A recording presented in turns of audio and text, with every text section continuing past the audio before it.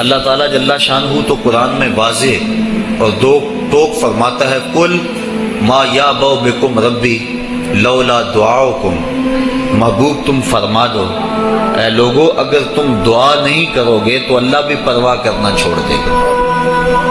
تمہاری ضرورت ہے کہ تم مانگو، اور جب تم مانگنے والے اتنے متکبر ہو گئے ہو، کہتے ہم نہیں مانگتے، تو وہ تو پہلے ہی بے نیاز ہے۔ اس لیے تم اگر مانگتے رہو گے وہ تمہاری جھولیاں بھرتا رہے گا، اور اگر تم متکبر ہو جاؤ گے، نہیں پرواہ کرو گے، تو وہ تو پہلے ہی بے نیاز ہے۔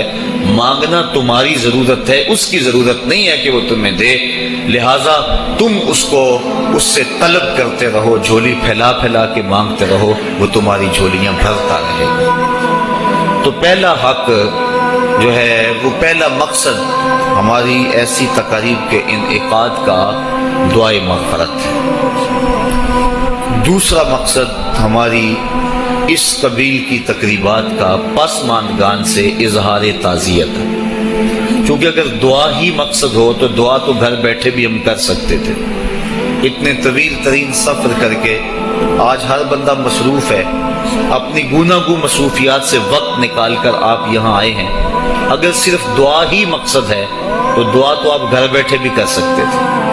میں بھی اتنی دور سے آیا ہوں، وہاں ہاتھ اٹھا کے دعا کر دیتا، کافی ہو جاتا، لیکن یہاں آنے کا دوسرا مقصد پسماندگان سے ان کے دکھ میں شریک ہونا ہے اور ان سے اظہار تعزیت و محبت کرنا ہے، اور یہ حضور کے عمل اور حضور کے طریقے سے ثابت ہے۔ حضرت ماعز ابن مالک رضی اللہ تعالی عنہ حضور کی خدمت میں جب حاضر ہوئے اور ایک حد کے لیے اپنے آپ کو خود پیش کیا، عرض کی حضور مجھے پاک کر دیجئے۔ میرے آقا کریم نے فرمایا جاؤ اللہ سے معافی مانگو، وہ تمہارے گناہ معاف کر دے گا۔ وہ گئے، معافی مانگی، لیکن بے چینی اور اضطراب ایسا تھا، پھر پلٹ کے آ گئے۔ پھر عرض کی حضور مجھے پاک کر دیجئے، طہرنی یا رسول اللہ صلی اللہ علیہ وسلم۔ حضور نے فرمایا جاؤ نا معافی مانگو اللہ سے، اللہ تمہیں معاف کر دے گا۔ وہ گئے، معافی مانگی، پھر پلٹ آئے اور عرض کی طہرنی، حضور مجھے پاک کر دیجئے۔ قال فیما اطہرک، کہا کس جرم سے پاک کروں؟ بار بار آ جاتے ہو، تمہیں کہا ہے کہ جاؤ اللہ سے معافی مانگو، تمہیں معاف کر دیا جائے گا، لیکن تم پھر پلٹ آتے ہو۔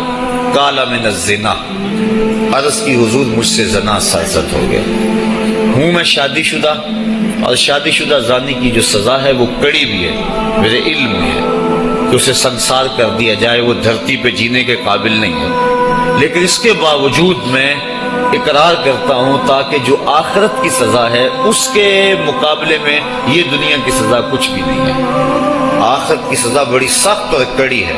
آقا کریم نے ایک دن حضرت جبریل امین سے پوچھا مجھے جہنم کے عذابوں کا تذکرہ سناؤ، تو انہوں نے عرض کی حضور اخف العذاب، سب سے خفیف اور ہلکا عذاب یہ ہوگا کہ جہنمی کے پاؤں میں آگ کا جوتا رکھا جائے گا، پورا باقی بدن سلامت ہوگا، صرف پاؤں میں آگ کے جوتے رکھے جائیں گے۔ یاغلی منہما دماغہ، جوتے پاؤں میں ہوں گے لیکن اس کی حدت، تپش اور گرمی سے دماغ پگھل کے ناک اور کانوں کے راستے سے باہر آ جائے گا۔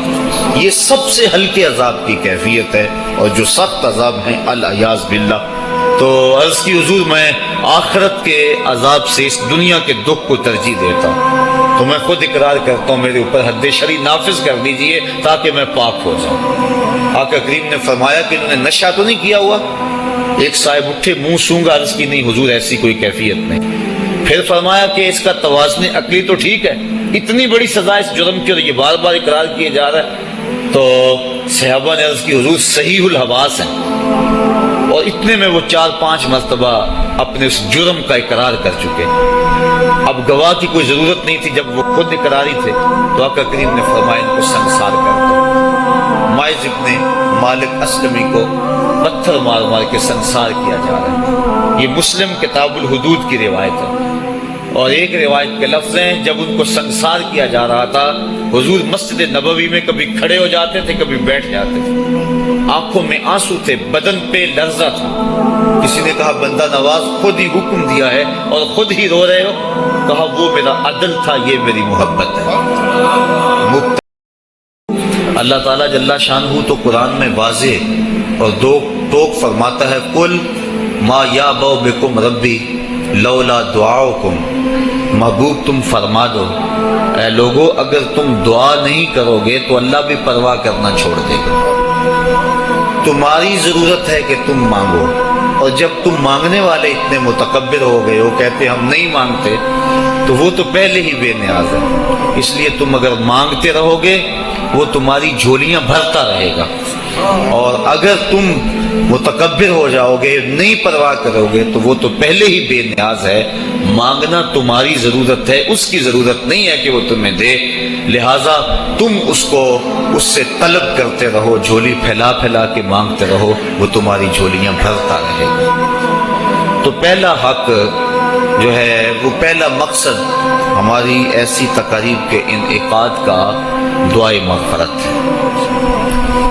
دوسرا مقصد ہماری اس قبیل کی تقریبات کا پسماندگان سے اظہار تعزیت ہے، کیونکہ اگر دعا ہی مقصد ہو تو دعا تو گھر بیٹھے بھی ہم کر سکتے تھے۔ اتنے طویل ترین سفر کر کے آج ہر بندہ مصروف ہے، اپنی گوناگوں مصروفیات سے وقت نکال کر آپ یہاں آئے ہیں۔ اگر صرف دعا ہی مقصد ہے تو دعا تو آپ گھر بیٹھے بھی کر سکتے تھے۔ میں بھی اتنی دور سے آیا ہوں، وہاں ہاتھ اٹھا کے دعا کر دیتا، کافی ہو جاتا، لیکن یہاں آنے کا دوسرا مقصد پسماندگان سے ان کے دکھ میں شریک ہونا ہے اور ان سے اظہار تعزیت و محبت کرنا ہے، اور یہ حضور کے عمل اور حضور کے طریقے سے ثابت ہے۔ حضرت ماعز ابن مالک رضی اللہ تعالی عنہ حضور کی خدمت میں جب حاضر ہوئے اور ایک حد کے لیے اپنے آپ کو خود پیش کیا، عرض کی حضور مجھے پاک کر دیجئے۔ میرے آقا کریم نے فرمایا جاؤ اللہ سے معافی مانگو، وہ تمہارے گناہ معاف کر دے گا۔ وہ گئے، معافی مانگی، لیکن بے چینی اور اضطراب ایسا تھا، پھر پلٹ کے آ گئے، پھر عرض کی حضور مجھے پاک کر دیجئے، طہرنی یا رسول اللہ صلی اللہ علیہ وسلم۔ حضور نے فرمایا جاؤ نا معافی مانگو اللہ سے، اللہ تمہیں معاف کر دے گا۔ وہ گئے، معافی مانگی، پھر پلٹ آئے اور عرض کی طہرنی، حضور مجھے پاک کر دیجئے۔ قال فیما اطہرک، کہا کس جرم سے پاک کروں؟ بار بار آ جاتے ہو، تمہیں کہا ہے کہ جاؤ اللہ سے معافی مانگو تمہیں معاف کر دیا جائے گا، لیکن تم پھر پلٹ آتے ہو۔ قال من الزنا، عرض کی حضور مجھ سے زنا سرزد ہو گیا، ہوں میں شادی شدہ، اور شادی شدہ زانی کی جو سزا ہے وہ کڑی بھی ہے، میرے علم میں ہے کہ اسے سنسار کر دیا جائے، وہ دھرتی پہ جینے کے قابل نہیں ہے، لیکن اس کے باوجود میں اقرار کرتا ہوں تاکہ جو آخرت کی سزا ہے اس کے مقابلے میں یہ دنیا کی سزا کچھ بھی نہیں ہے۔ آخرت کی سزا بڑی سخت اور کڑی ہے۔ آقا کریم نے ایک دن حضرت جبریل امین سے پوچھا مجھے جہنم کے عذابوں کا تذکرہ سناؤ، تو انہوں نے عرض کی حضور اخف العذاب، سب سے خفیف اور ہلکا عذاب یہ ہوگا کہ جہنمی کے پاؤں میں آگ کا جوتا رکھا جائے گا، پورا باقی بدن سلامت ہوگا، صرف پاؤں میں آگ کے جوتے رکھے جائیں گے۔ یاغلی منہما دماغہ، جوتے پاؤں میں ہوں گے لیکن اس کی حدت، تپش اور گرمی سے دماغ پگھل کے ناک اور کانوں کے راستے سے باہر آ جائے گا۔ یہ سب سے ہلکے عذاب کی کیفیت ہے، اور جو سخت عذاب ہیں العیاذ باللہ۔ تو عرض کی حضور میں آخرت کے عذاب سے اس دنیا کے دکھ کو ترجیح دیتا ہوں، تو میں خود اقرار کرتا ہوں میرے اوپر حد شرعی نافذ کر دیجئے تاکہ میں پاک ہو جاؤں۔ آقا کریم نے فرمایا کہ انہوں نے نشہ تو نہیں کیا ہوا؟ ایک صاحب اٹھے، منہ سونگا، عرض کی نہیں حضور ایسی کوئی کیفیت نہیں۔ پھر فرمایا کہ اس کا توازن عقلی تو ٹھیک ہے، اتنی بڑی سزا اس جرم کی اور یہ بار بار اقرار کیے جا رہا ہے؟ تو صحابہ نے عرض کی حضور صحیح الحواس ہیں، اور اتنے میں وہ 4-5 مرتبہ اپنے اس جرم کا اقرار کر چکے، اب گواہ کی کوئی ضرورت نہیں تھی، جب وہ خود اقراری تھے تو آقا کریم نے فرمایا ان کو سنسار کر دو۔ ماعز ابن مالک اسلمی کو پتھر مار مار کے سنسار کیا جا رہا ہے، یہ مسلم کتاب الحدود کی روایت ہے، اور ایک روایت کے لفظ ہیں جب ان کو سنسار کیا جا رہا تھا حضور مسجد نبوی میں کبھی کھڑے ہو جاتے تھے، کبھی بیٹھ جاتے تھے، آنکھوں میں آنسو تھے، بدن پہ لرزہ تھا۔ کسی نے کہا بندہ نواز خود ہی حکم دیا ہے اور خود ہی رو رہے ہو؟ کہا وہ میرا عدل تھا، یہ میری محبت ہے۔ مبتلا درد ہو کوئی عذب روتی ہے آنکھ، کس قدر ہم درد سارے جسم کی ہوتی ہے آنکھ۔ تو جب ماعز ابن مالک اسلمی کو سنسار کر دیا گیا تو حضور ان کے جنازے کے لیے خود گئے. کسی کی زبان سے نکلا لو ماعز نے زنا کیا تھا. میرے آقا کے چہرے پہ غصے کے آثار ظاہر ہوئے. فرمایا خبردار اگر کسی نے میرے ماعز پہ بات کی، اگر اس نے زنا کیا تھا تو میں نے پتھر نہیں مروائے. میرے ماعز نے ایسی سچی توبہ کی ہے اگر روئے زمین کے تمام لوگوں میں اسے تقسیم کر دیا جائے لکفاہم، سب کی مغفرت ہو جائے. یعنی اپنے آپ کو خود پیش کیا ہے. اور جب کوئی شخص حد شرعی اپنے اوپر قبول کر لیتا ہے بخوشی، تو وہ ایسے ہوتا ہے جس طرح ابھی ماں کے پیٹ سے اس نے جنم لیا ہو. تو فرمایا اگر اس کی توبہ تمام روئے زمین کے مسلمانوں میں تقسیم کر دی جائے لکفاہم، تو ان کے لیے کافی ہو جائے. اب حضرت ماعز ابن مالک اسلمی تدفین ان کی کر دی گئی. ان کی وفات کا دوسرا دن تھا یا ان کی وفات کا تیسرا دن تھا. صحابہ کو شک تھا کہ دوسرا ہے یا تیسرا. حضور علیہ السلام راوی شک سے بیان کرتا ہے اور ہمیں شک کا فائدہ مل گیا. تو حضور ان کے ہاں تشریف لے گئے. وہم جلوس، جب حضور گئے تو صحابہ بیٹھے ہوئے تھے. اور آقا کریم نے جا کے فرمایا کہ استغفروا لماعز، اپنے بھائی ماعز کے لیے استغفار کرو، اس کے لیے بخشش کی دعا کرو. اور یہی ہم کرتے ہیں کہ لوگ بیٹھے ہوتے ہیں، ہم جا کہتے ہیں کہ استغفار کرو، دعا کرو، فاتحہ پڑھو. تو حضور علیہ السلام گئے، صحابہ لفظ ہے وہم جلوس، وہ بیٹھے ہوئے تھے. اور آقا کریم نے فرمایا استغفروا لماعز، ماعز ابن مالک کے لیے مغفرت کی دعا کرو، ان کے لیے ہاتھ اٹھاؤ. صحابہ نے حضور کی معیت میں ان کے لیے استغفار کیا اور مغفرت کی دعا کی. اب سوال یہ ہے کہ اگر دعا ہی مقصود تھا تو دعا تو مسجد نبوی میں بھی ہو سکتی تھی، حجرہ عائشہ میں بھی ہو سکتی تھی، ستون تہجد کے پاس بھی ہو سکتی تھی. دعا نماز جنازہ خود دعا ہے. پھر میرے آقا فرما چکے ہیں اس کی توبہ تو اوروں میں بانٹی جائے تو ان کی بھی مغفرت ہو جائے. پھر حضور ان کے ہاں کیوں گئے؟ اس لیے کہ ان کے پسماندگان سے تعزیت کرنی تھی. اور جن کے گھر حضور گئے ہوں گے کوئی دکھ رہا ہوگا. وہ کیا کسی نے کہا تھا کہ یہ الگ بات ہے کہ تم آئے ہو تو کوئی نہیں، یہ الگ بات ہے کہ تم آئے ہو تو کوئی نہیں، ورنہ درد تو یہاں ہزار رہتے ہیں. تو جس گھر میں حضور چلے گئے ہوں گے وہاں کوئی دکھ تو نہیں رہا ہوگا، وہاں تو سکھوں کے سویرے ہو گئے. انہیں تو خوشی ہوگی کہ آج آقا کے قدم ہمارے گھر آئے. ایسے دکھاں تو سکھ واری، ایسے دکھ اور جن پر سکھ بھی قربان کر دیں. تو حضور ان کے گھر جا کو شعور بخشا. کس نے تجھے چلنا سکھایا؟ کس نے تجھے بولنا سکھایا؟ کس نے تیری چھاتی میں زور رکھا؟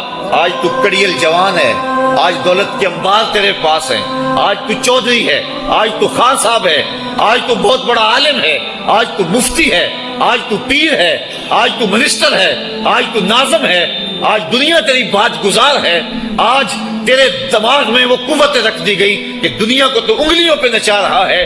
ذرا پلٹ کے دیکھنا پیچھے، ذرا پیچھے لوٹ کے تو دیکھ. تو چار پائی کے سہارے بھی چلنا نہیں جانتا تھا، پھر تجھے چار پائی سے چلنا سکھایا. پھر تو نے چلنا اور چلتا تھا، 2 قدم تو گر پڑتا تھا. ذرا ماضی کی طرف پلٹ کے دیکھ. اور تو بھول گیا رب کو جس نے تجھے اتنا کچھ دیا. چل ماضی کی طرف پلٹ کے نہیں دیکھنا، مستقبل کی طرف ہی جھانک کے دیکھ لے. ایک وقت پھر دوبارہ تیرے اوپر ایسا آئے گا، پھر تیری بولتی بند ہو جائے گی، پھر تیرا چلنا بند ہو جائے گا. چار پائی سے لگ گیا، مورے میں تکلیف ہو گئی، تو فالج زدہ ہو گیا. سارے گھر والے 4 دن تو بڑی خدمت میں لگے رہے، لیکن انہیں اپنے کام بھی تو کرنے تھے. پھر آہستہ آہستہ تجھے اگنور کرنا شروع کر دیا. تو بھی اس بات کو سمجھنے لگا. پھر وہ وقت بھی آیا کہ تیری چار پائی کو اندر سے اٹھا کے برآمدے میں رکھ دیا. یہ بابا کھانستا ہے، بچے ڈسٹرب ہوتے ہیں، جراثیم پھیلتے ہیں. اب نوکر تجھے روٹی دینے لگا. شام کو بیٹا آتا ہے، 2 لمحے کھڑا ہوتا ہے، پھر اپنے بیڈ روم میں چلا جاتا ہے. تو اس کی صورت کو ترستا رہتا ہے. آج تیری زندگی اجیرن بن گئی.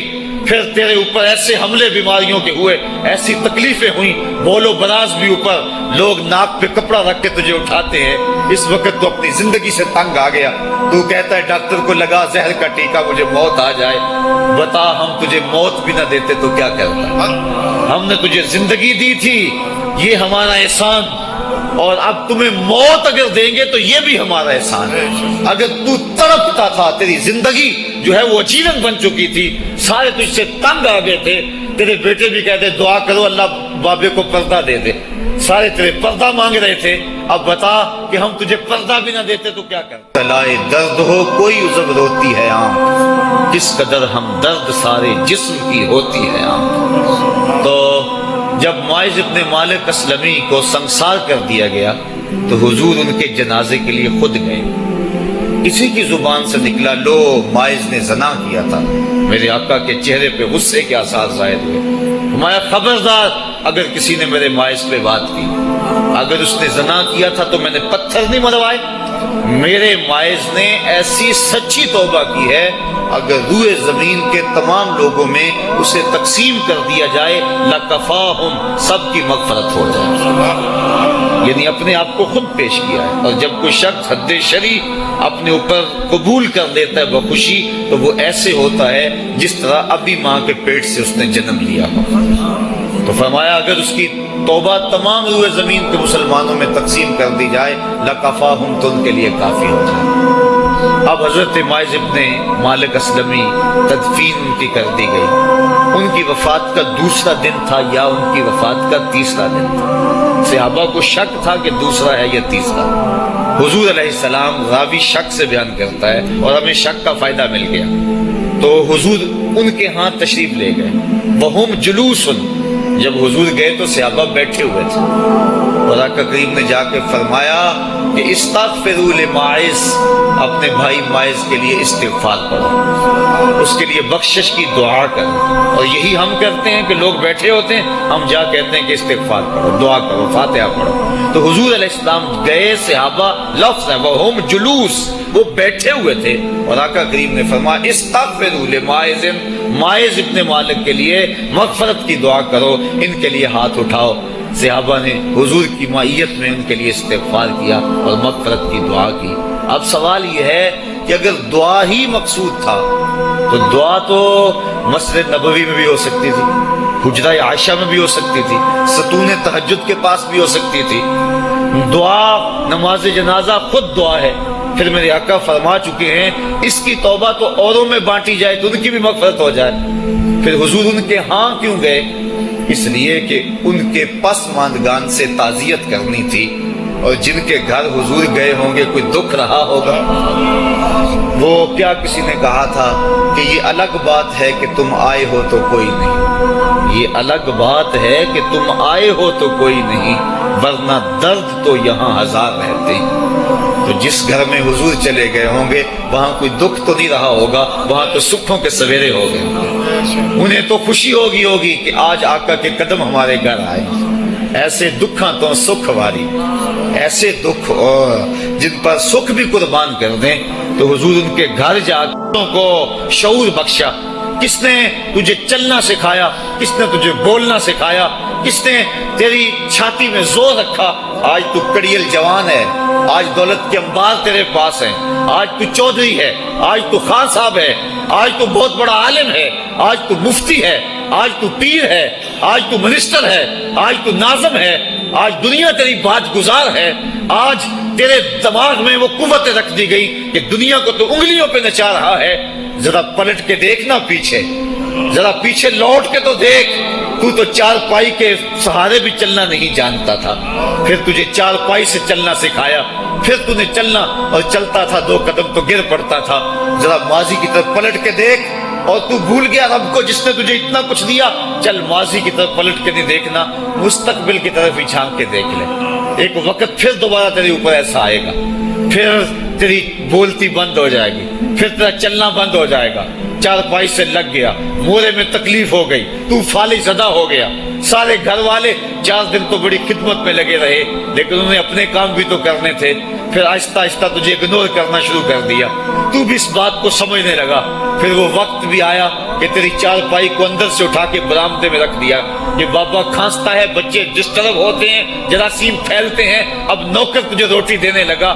شام کو بیٹا آتا ہے، 2 لمحے کھڑا ہوتا ہے، پھر اپنے بیڈ روم میں چلا جاتا ہے، تو اس کی صورت کو ترستا رہتا ہے۔